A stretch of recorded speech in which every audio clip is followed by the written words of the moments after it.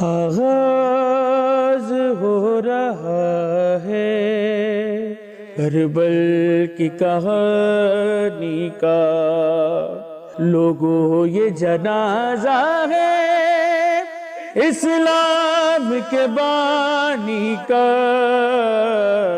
آغاز ہو رہا ہے۔ السلام علیکم ناظرین، میں آپ کا میزبان خاور رضا نقوی پروگرام رحمت رمضان میں آپ کی خدمت میں حاضر ہوں۔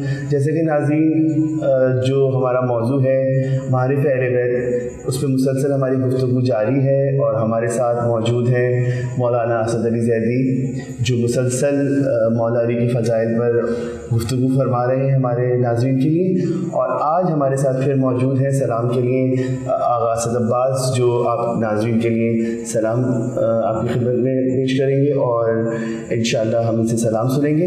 تو آئیے چلتے ہیں قبلہ کی طرف اور ان سے ہم چند سوال کرتے ہیں اپنے ناظرین کے لیے۔ اور السلام علیکم قبلہ۔ وعلیکم السلام ورحمۃ اللہ۔ قبلہ، آج میرا آپ سے یہ سوال ہے کہ ہم مسلسل مولا علی کے فضائل پر گفتگو کر رہے ہیں اپنے ناظرین کے لیے، تو کچھ تھوڑے اور ہمارے ناظرین کے لیے مولا کے فضائل پر آپ روشنی ڈالیے۔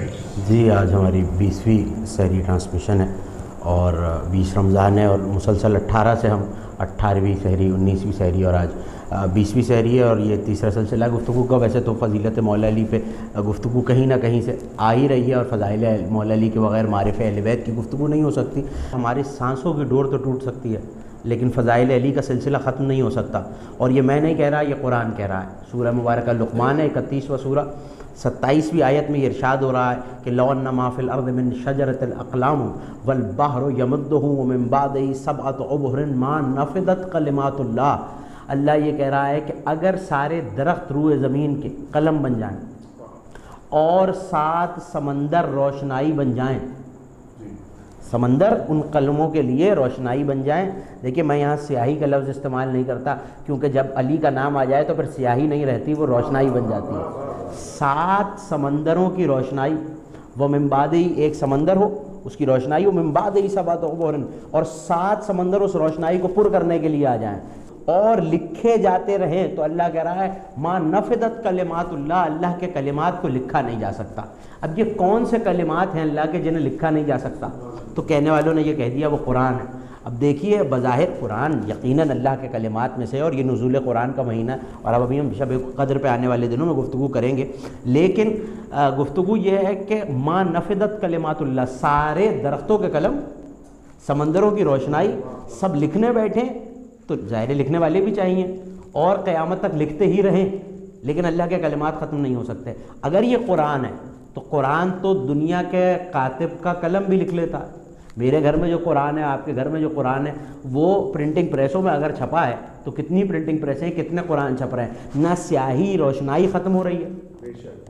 ابھی تو وہ روشنائی نہیں ختم ہوئی جو دنیا میں ہے، جو بنی ہے، ابھی وہ قلم نہیں گھسے، وہ قلم فنا کے گھاٹ نہیں اترے جو دنیاوی قلم ہے، ابھی درختوں کے قلم نہیں بنے، ابھی سمندروں کی روشنائی نہیں بنی، ابھی قیامت نہیں آئی کہ لکھتے لکھتے، لیکن قرآن چھپ بھی گیا، اور تعداد میں گھر گھر میں کلام مجید موجود ہے، اور آپ اور میں، یہ تلاوت کا مہینہ ہے، یقیناً ہم تلاوت بھی کر رہے ہیں۔ تو اب ایسے میں اگر قرآن ہوتا تو قرآن تو چھپ گیا، اور نہ سیاہی روشنائی ختم ہوئی، نہ قلم فنا ہوئے، اور قرآن چھپ بھی گیا۔ اس کا مطلب ہے کہ قرآن کے علاوہ بھی کچھ کلمات ایسے ہیں جو قرآن سے ہی ملتے جلتے ہیں، گو کہ وہ یہ قرآن صامت قرآن ہے، وہ بولتا ہوا قرآن ہے۔ آپ کہیں گے ہو سکتا ہے کہ بھئی یہ اپنی خطابت کے جوش میں یہ کہہ گئے، تو یہ میں نہیں کہہ رہا، نص معصوم، نص رسول موجود ہے، حدیث رسول موجود ہے۔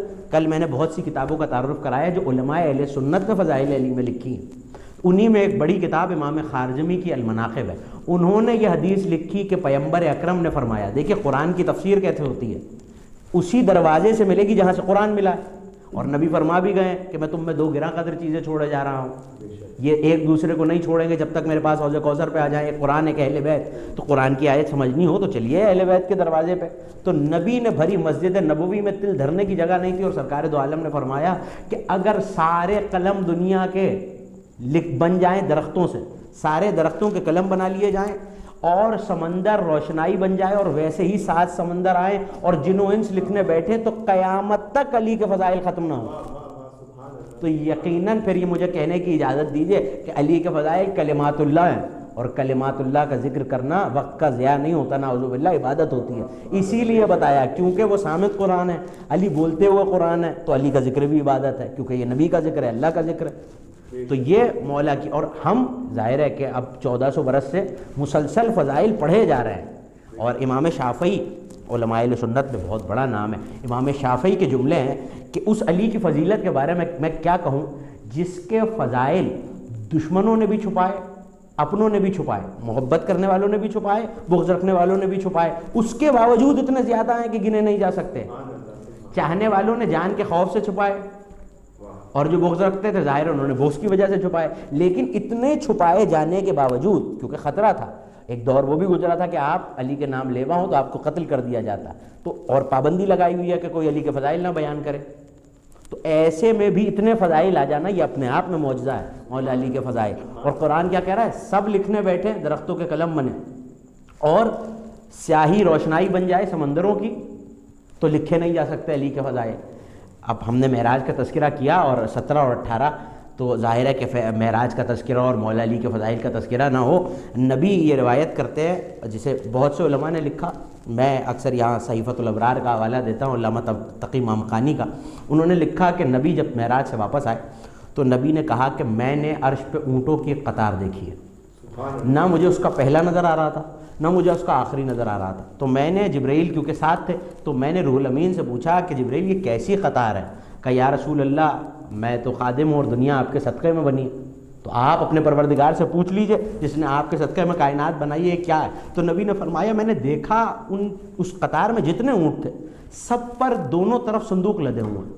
میں نے کہا پالنے والے یہ کیسا انتظام ہے، یہ کیسی قطار ہے جو چلے جا رہی ہے اور مجھے اس کا آخر نہیں نظر آ رہا نہ پہلا نظر آ رہا ہے. اب غور طلب بات یہ، وہ نبی جو بیٹھے بیٹھے قیامت پہ نگاہ ڈال لیتا ہے وہ کہہ رہا ہے مجھے آخری نظر نہیں آ رہا. کہ میرے حبیب قطار بٹھائیے، صندوق کھولیے دیکھ لیجئے. نبی فرماتے میں نے قطار کو روکا، ناکے بٹھائے، صندوقوں کو کھولا تو ہر صندوق میں 10-10 ہزار کتابیں تھیں اور ایک ایک کتاب میں علی کے 10-10 ہزار فضائل تھے. تو میں اور آپ کیا حساب کریں گے مولا علی کے فضائل کا. یہ وہ علی ہے جو شب ہجرت سویا ہے تو اس کی نیند کی قیمت میں اللہ نے رضائیں دے دی ہیں. تو جسے رضائے الہی مل جائے اس کی فضیلت کا میں اور آپ کیسے حساب کریں. واہ واہ واہ، سبحان اللہ سبحان اللہ. جب آپ نے بہت ہی خوبصورت ہمارے ناظرین کے لیے سوال کا جواب دیا.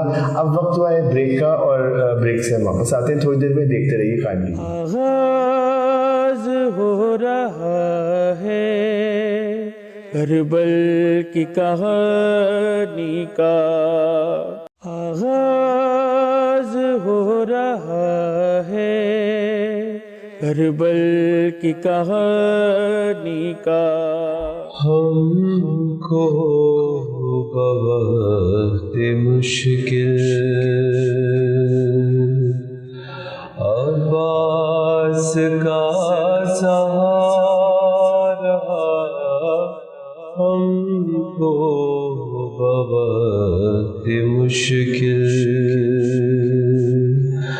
عباس کا سہارا، تیرے بغیر غازی ہوتا نہیں گزارا، ہم کو بوقت مشکل. دنیا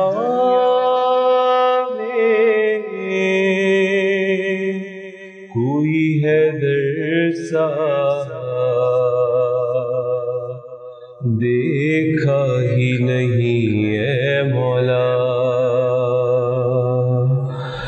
تو ثانی علی ہے غازی لقب ہے تیرا، رہتا ہے دو جہاں میں تیرے علم کا پہرا، جھکتا ہے اس علم پر تقدیر کا ستارہ، ہم کو بوقت مشکل زہرا نے کہا ہے بیٹا حیدر نے خدا سے مانگا حیدر نے جو دعائیں مانگی نماز شب میں پوری دعا ہوئی وہ یوں بارگاہ رب میں دامن میں مرتضیٰ کے رب نے تجھے اتارا ہم کو بہت مشکل. جی بہت خوب پسند، بہت خوبصورت آپ نے کلام پڑھا ہمارے ناظرین کے لیے. آئیے چلتے ہیں قبلہ کی جانب اور ان سے سوال کرتے ہیں. جی قبلہ، آپ مسلسل مولا علی کے پر گفتگو کر رہے ہیں ہمارے ناظرین کے لیے. میرا آخری سوال یہ ہے کہ مولا علی شب ہجرت تلواروں کے سائے میں سوئے مطمئن، تو اس پر ہمارے ناظرین کے لیے بتائیے کہ اس میں کیا فضیلت تھی اور اس کی ان کی کیا. دیکھیے جیسے بہت سی آیات قرآن میں ایسی ہیں، میں نے بلکہ ایک آیت کا ہی سہارا لیا سورہ مبارکہ لقمان کی کہ نبی یہ کہہ رہے ہیں کہ سارے درخت قلم بن جائیں اور سمندر روشنائی بن جائے اور علی کے فضائل لکھے نہیں جا سکتے، لیکن کچھ ایسے ہیں جو نمایاں ہیں. کل ہم نے گفتگو کی تھی ضربت کے دن، مولا نے جو رکوع میں زکوٰۃ دی اور آیہ ولایت پہ ہم گفتگو کر رہے تھے. اور اسی طرح کی ایک مشہور فضیلت جسے دامن قرآن میں جگہ حاصل ہے، ویسے تو سارا قرآن ظاہر ہے کہ منقبت آل محمد میں ہے، اور علماء اہل سنت میں امام حاکم حسقانی نے یہ روایت لکھی ہے کہ 300 انہوں نے پوری کتاب لکھی ہے 300 آیات پہ جو مدح علی میں خالصتاً نازل ہوئی ہے، یعنی اس میں پنجتن بھی نہیں ہے، صرف مولا علی کی شان میں جو آیتیں ہیں وہ 300 ہیں. اور حضرت عبداللہ بن عباس کا قول جو ہے اسے آغا شیرازی نے اپنی کتاب میں لکھا کہ 500 آیتیں ایسی ہیں جو خالصتاً مولا علی کی مدح میں آئیں گے. ان میں ایک آیت سورہ مبارکہ بقرہ میں، ایک آیت سورہ لقمان کی آپ نے سن لی. سورہ بقرہ میں جو آیت ہے بڑی مشہور زمانہ آیت ہے، اور ہم وقفے سے پہلے یہی گفتگو کر رہے تھے کہ اس علی کی نیند کے کیا کہنے کہ جس نے، دیکھیے ہمارے اردو میں محاورہ ہے کہ جو سوتا ہے وہ کھو دیتا ہے، لیکن علی نے سوتے ہوئے پایا کیا ہے ذرا یہ دیکھیے. یہاں مجھے یاد آ جاتا ہے جملہ علامہ اظہر حسن زیدی علی اللہ مقامہ کا خدا ان کے درجات بلند فرمائے ذکر کے صدقے میں، وہ کہا کرتے تھے کہ سونا کائنات میں، ظاہر ہے کہ مرد پہ سونا حرام ہے، اب دیکھیے کس حسن سے انہوں نے جملہ کہا. انہوں نے کہا سونا کائنات میں علی کے سوا کسی مرد کو راس نہیں آیا، راس ہی نہیں آیا. یہ علامہ اظہر حسن زیدی کا جملہ تھا. وہ آیت کیا ہے؟ وَمِنَ النَّاسِ مَن يَشْرِي نَفْسَهُ ابْتِغَاءَ مَرْضَاتِ اللَّهِ وَاللَّهُ رَءُوفٌ بِالْعِبَادِ. انسانوں میں سے ایک ایسا بھی ہے، لوگوں میں سے ایک ایسا بھی ہے جس نے اپنے نفس کو بیچ دیا، اللہ کی مرضیاں خرید لیں. اور یہ سودا کہاں ہو رہا ہے؟ نبی کے بستر پر. جب نبی نے آ کے کہا شب ہجرت تلواریں باہر تیار کھڑی ہیں، نبی کے قتل پہ کفار مکہ آمادہ ہیں، ایسے میں نبی نے آ کے کہا کہ یا علی آج میرے بستر پہ محمد بن کے سو جاؤ، اور مصطفیٰ کے بستر پہ مصطفیٰ بن کے سو رہے ہیں. اور اس کی دلیل یہ ہے کہ جو باہر کھڑے ہوئے ہیں وہ ساری رات یہی سمجھتے رہے کہ نبی سو رہے ہیں. تو یہاں میں اکثر ایک جملہ کہا کرتا ہوں کہ کفار مکہ کو بھی چادر میں سویا ہوا علی اپنے جیسا نہیں لگا، نبی جیسا لگا ہے. تو وہ لوگ ایسے ہیں جو علی کو اپنے جیسا سمجھ لیں. تو ظاہر ہے کہ وہ بستر رسالت پہ سونا، نبی بستر پہ، نبی چھوڑ کے گئے، ہجرت فرما گئے اور بستر پہ سو رہا. اب بظاہر تو بات یہ لگتی ہے کہ بھائی کو نعوذ باللہ خطرے میں ڈال کے بھائی کی جان، اور نبی ہجرت فرما گئے. لیکن نبی نے ایک عمل کیسا کیا ہجرت کرتے ہوئے جو اس بات کا جواب ہے، اور وہ عمل کیا ہے؟ بڑا مشہور عمل ہے اور آپ نے یقیناً سنا ہوگا مجالس پہ بھی اور مولا کے تذکروں میں، کہ ایک مشت تراب اٹھائی، مٹی اٹھائی اور لوگوں کی طرف پھینکی، اور ان کی نظروں کے سامنے سے بحکم خدا، قدرت خدا سے مصطفیٰ گزر کے چلے گئے. ایک مٹھی مٹی اٹھائی اور پھینک دی. بھائی خدا تو قادر ہے، تو ایسے بھی گزار سکتا تھا اور انہیں نظر نہ آتا. یہ ایک مٹی پھینکنے کی ضرورت کیا ہے؟ نبی بتانا چاہ رہے تھے مٹی کو کہتے ہیں تراب. جو ایک مشت تراب کا مقابلہ نہیں کر سکتے وہ ابو تراب کا مقابلہ کیا کریں گے؟ اور سوئے ہیں، اپنی امانتوں کا امین بنا کے گئے تھے کہ یہ امانت ہے یا علی آپ اٹھ کے واپس کریں گے. ایسے میں سودا ہوا، علی نے اپنا نفس بیچا. اسی لیے علی نفس رسول بھی ہے، نفس اللہ بھی ہے. نفس بیچ دیا علی نے، مرضیاں خرید لیں. اب دیکھیے ادھار نہیں لی، خرید لی ہیں. میں اگر کوئی چیز خرید لوں تو جس سے خریدی جائے اور قیمت دے چکا ہو تو پھر وہ یہ نہیں کہہ سکتا کہ اب آپ اسے ایسے استعمال کیجئے ایسے نہ کیجئے. تو خدا نے تو مرضی علی کو دے دی. اب خدا کی مرضی کیا ہے؟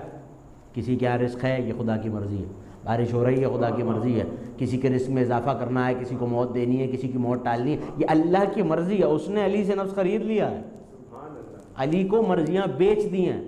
تو اب زمانہ سوچ لے علی سے بغض رکھنے سے پہلے کہ جنت بھی علی کی مرضی سے، جہنم بھی علی کی مرضی سے. اسی لیے رسالت میں آپ کا وہ قول موجود ہے جسے طرفین کے شیعہ سنی علماء نے لکھا کہ یا علی تم قسیم النار و جنہ ہو، جنت اور دوزخ کے تقسیم کرنے والے ہو. کہ پل صراط ہوگا، میری کرسی لگی ہوگی، تم میرے سرانے کھڑے ہوگے، تمہارے ہاتھ میں ذوالفقار ہوگی، اور ایسے میں جب پل صراط کے نیچے جہنم ہوگی لوگ جوق در جوق آ رہے ہوں گے اور تم جہنم سے کہو گے ھذا لی و ھذا لک، ھذا لی و ھذا لک. اے جہنم کی آگ، یہ تیرا ہے یہ میرا ہے، یہ تیرا ہے یہ میرا ہے. تو یہ مولا علی کا مرتبہ ہے. اور فضیلت میں چاہتا ہوں کہ یہ روایت ضرور آپ ناظرین کی خدمت میں پیش کروں کہ ساسا بن سوہان آئے ہیں. ساسا بن سوہان مولا کے صحابی ہیں، اور اگر آپ نے زیارت کوفے میں ان کے نام کی مسجد بھی موجود ہے، مسجد ساسا بن سوہان. انہوں نے آ کے سوال کیا کہ مولا یہ بتائیے مولا آپ افضل ہے کہ آدم؟ تو مولا نے فرمایا میں افضل ہوں. کہا آپ افضل ہیں کہ عیسیٰ؟ کہا میں افضل ہوں. کہا آپ افضل ہیں کہ نوح؟ کہا میں افضل ہوں. تو مولا یہ کہتے جا رہے ہیں کہ میں افضل ہوں، لیکن اب ساسا دلیل بھی تو مانگیں گے کہ دلیل کیا ہے، اور بات لوگوں تک پہنچانی بھی تو ہے. تو کہا آدم پہ گندم حرام کر دی گئی تھی لیکن کھائی ترک اولا ہوا تو اسی وجہ سے جنت نکالے گئے. اللہ نے علی پہ حرام کی بھی نہیں تھی، علی نے کبھی کھائی بھی نہیں. کہا مولا عیسیٰ سے افضل کیسے ہیں؟ کہا عیسیٰ کی ماں بیت المقدس میں رہتی تھی، لیکن جب ولادت عیسیٰ کا وقت آیا تو باہر نکال دیا یہ کہہ کے کہ یہ بیت عبادت ہے، بیت ولادت نہیں ہے. وہ رہتی تھی تو نکال دیا، میری ماں رہتی نہیں تھی انہیں بلایا گیا. کہ یا علی آپ افضل ہیں کہ نوح؟ کہ نوح کی قوم نے انہیں پتھر مارے، ان پہ ظلم کیا، لیکن نوح نے بددعا کے لیے ہاتھ اٹھا دیے. لیکن مجھ پہ ظلم بھی ہوا، میرا حق بھی چھینا گیا، لیکن علی نے بددعا کے لیے ہاتھ نہیں اٹھائے. بس میں یہاں اتنا کہوں گا مولا نوح کا ہاتھ اٹھانا اور ہے، نوح کے ہاتھ ہیں، آپ کے ہاتھ ید اللہ ہیں. اگر آپ ہاتھ اٹھا دیں تو لوگ فنا ہو جائیں. تو یہ آخری منزل پہ بھی مولا اپنی فضیلت بتاتے ہوئے گئے ہیں. تو یہ فضیلت علی کا عالم ہے کہ مسلسل فضیلت بتائی. اور جس علی کا نفس خدا نے جسے اپنی مرضیاں دے دی ہوں، اور بعض علماء نے یہاں تک لکھا کہ مرضیاں دینے کی وجہ کیا ہے، کہ دنیا میں نظام چلانا تھا لیکن اللہ نے نفس لے لیا. تو علماء نے لکھا کہ اسی نفس کو اللہ نے اپنے پاس نہیں رکھا. جب علی نے دعا مانگی تو اسی نفس کو اللہ نے عباس کے پیکر میں ڈال کر علی کی جھولی میں اتار دیا ہے. اور یہی عباس ہے کہ علماء نے لکھا کہ جب علی کو لایا گیا ہے گلیم میں تو دیکھا گیا ایک 4 یا 5 برس کا بچہ ہے جو کبھی ایک دیوار سے سر ٹکراتا ہے، کبھی دوسری دیوار سے سر ٹکراتا ہے، اور رو کے یہ کہتا جاتا ہے بابا یہ کس نے اس ماہ مبارک میں، بابا یہ کس نے عید کے قریب ہمیں یتیم کر دیا ہے. یہاں اصحاب باوفا لے کے جا رہے ہیں مولا علی کو. تو ایک مرتبہ پوچھا حسن بیٹے یہ گھر کتنا دور رہ گیا ہے؟ تو کہا بابا گھر کی فصیلیں، گھر کی دیواریں نظر آ رہی ہیں.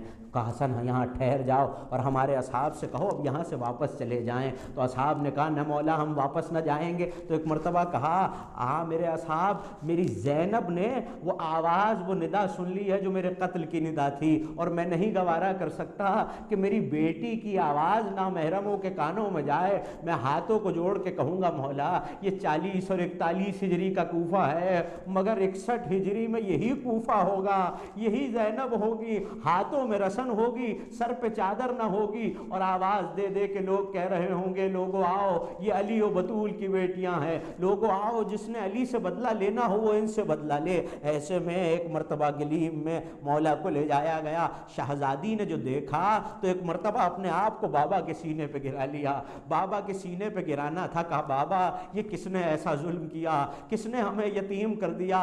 عزادارو ایسے میں اصحاب کا مجمع لگ گیا ہے. جراح کو بلایا گیا. اب جو زخم دیکھا تو ایک مرتبہ جراح کے چہرے کے تاثرات بدل گئے. امام حسن نے ہاتھ کو تھام لیا اور کہا یہاں کچھ نہ کہنا، پردے میں میری بہنیں سن رہی ہیں. جراح کو باہر لے کے آئے. جراح نے کہا کہ اب زخم اتنا کاری ہے، مولا آپ نے کیوں منع کیا تھا کہ اندر نہ کہوں؟ تو کہا وہاں زینب سن رہی تھی. میں کہوں گا میرے مولا حسن آج تو بہن کو جراح کی آواز نہیں سنا رہے کہ بابا کا زخم کتنا گہرا ہے. کل یہی بہن ہوگی جو 70 قدموں سے بھائی کے گلے پہ خنجر چلتا ہوا دیکھے گی. عزاداروں ایسے میں یہ کہا جراح نے کہ اب زخم کا علاج ممکن نہیں ہے, مولا کے لیے دودھ منگایا جائے, دودھ اور شہد سے مولا کی تکلیف کم ہو جائے گی. بس یہ سننا تھا عزاداروں. کچھ لمحے گزرے تھے, علی کے گھر کی گلی دودھ کے پیالوں سے بھر گئی. لوگ دودھ لے کے آئے تھے کہ مولا یہ دودھ آپ کی خدمت میں حاضر ہے. میں کہوں گا مولا آج آپ کو پیاس لگی ہے,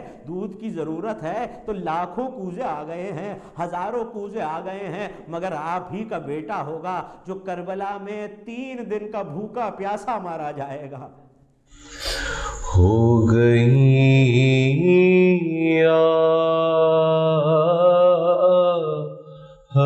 بے پدر زینب,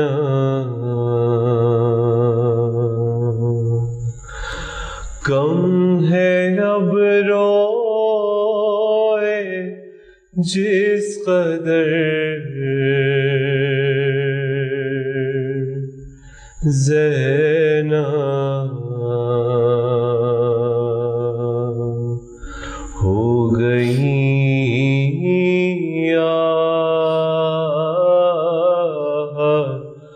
بے پدر زینب.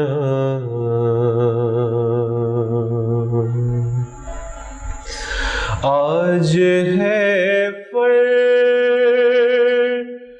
غم پہ اہل عزا,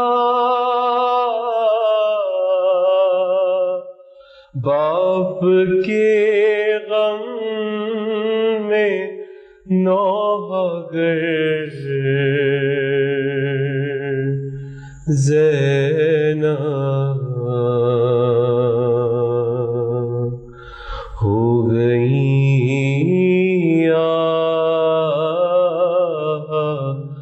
بے پدر زینب.